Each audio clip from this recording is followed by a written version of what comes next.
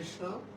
প্রিয় রংপুরবাসী, সমস্ত সনাতন ধর্মাবলম্বী এবং সংখ্যালঘু জনগোষ্ঠী, যত বাংলাদেশের মানবিক নাগরিক বৃন্দ, আপনাদের সকলের সদয় দৃষ্টি আকর্ষণ পূর্বক আমরা এই ঘোষণা করছি, দেশের সার্বিক নিরাপত্তা, প্রগতি এবং স্থিতিশীলতা সুসংরক্ষণের জন্য এবং সর্বোপরি প্রশাসন এবং সেনাবাহিনী এবং পুলিশ প্রশাসন সহ সকলের সহযোগিতায় আমরা এই রংপুর জেলা স্কুল মাঠের পরিবর্তে সার্বিক নিরাপত্তা দিক বিবেচনা নিয়ে মাহিগঞ্জ কলেজ মাঠ, সেখানে আমাদের এই আগামীকালের পূর্ব ঘোষিত সমাবেশটি অনুষ্ঠান উদযাপন করব।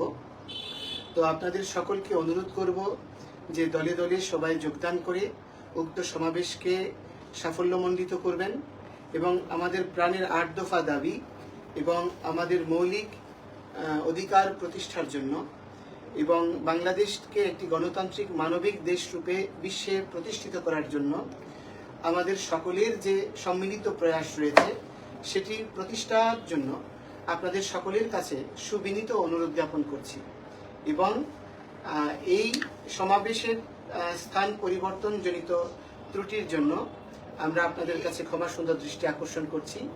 কারণটি হচ্ছে, এখানে সবচেয়ে বড় বিষয়টি প্রশাসন যেটি নিরাপত্তার দিকটাকে প্রাধান্য দিচ্ছে।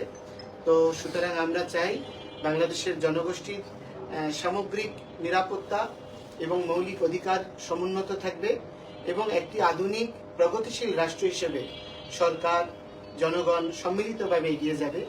এই প্রত্যাশায় আমরা সমাবেশ স্থলটি পরিবর্তন করেছি।